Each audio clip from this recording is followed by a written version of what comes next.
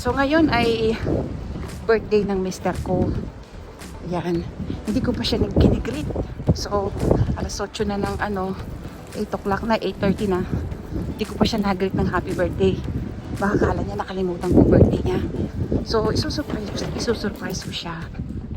So mga misis, mga girlfriend, paminsan-minsan kailangan i-surprise niyo yung mga mister din natin. Hindi lang sila yung nagsusurprise. Dapat tayo rin. Para yung relationship still hot, ika nga. So, birthday niya ngayon. So, isusurprise ko siya. Ako ang magbibigay ng bulaklak sa kanya. Naku.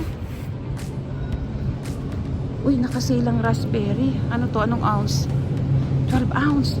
488 lang. Bili tayo. Dalawa. Nakasili siya, oh. Yan, bili ako ng dalawa. Napasingit tuloy yung strawberry, yung raspberry ko, oh. Kaya lang may ano pa ako dun, no? Meron pa akong strawberry.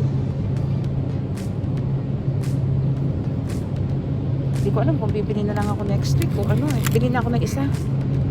Ayan. Mamaya pala, babalikan ko na lang. Yun, oh, mura, oh. Murang-mura, oh. Pati yung, uy, pati blueberry nila, mura, oh. 244 lang. Ano ba ngayon? Aba, Martes ba? Yeah, Wednesday ngayon. So baka bukas hindi na ganyan ang presyo. So kailangan bumili na pala ako ngayon kasi Webes nag-change na ng price.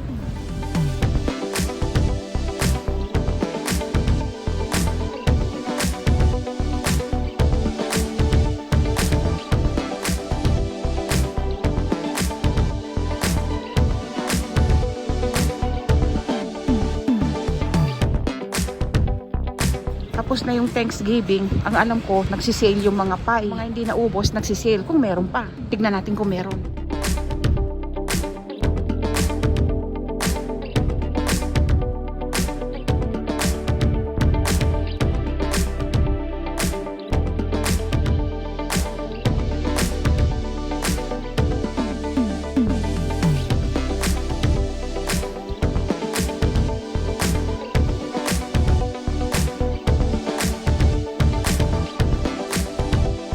Meron pa, kaya lang hindi pa rin sale. Pero mura pa rin. 240 pesos pala. Ayan, 240 pesos.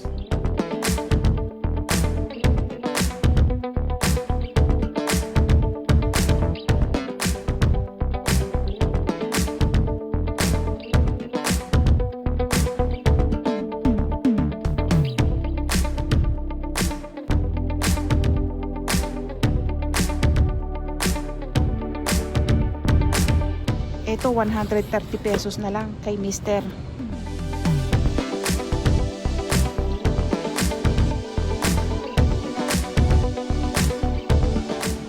Pag pala weekdays, mas maraming naka-display at mas fresh, oh. Pag pala weekdays, mas marami ang fresh at mas punong-puno yung mga display.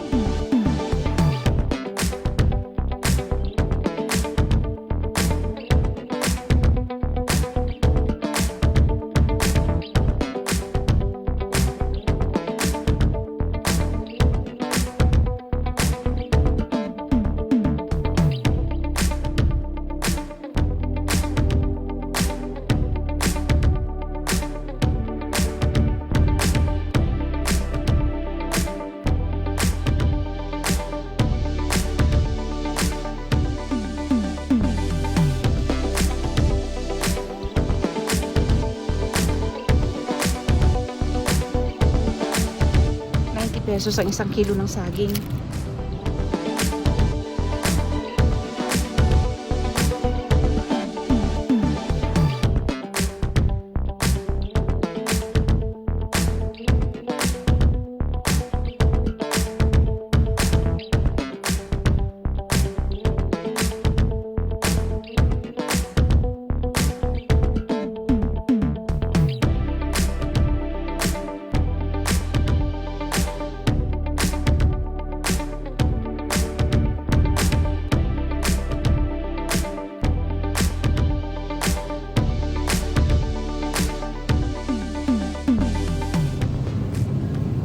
₱100 lang yung blueberry nila, oh. 100 pesos blueberry.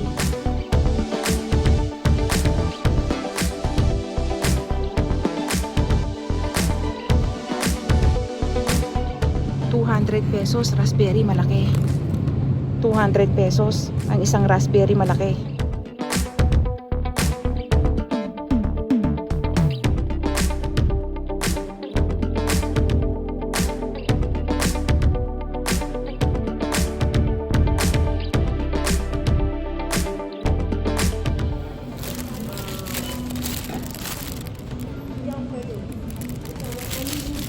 Binili ko ng bulaklak si Mister sa birthday niya.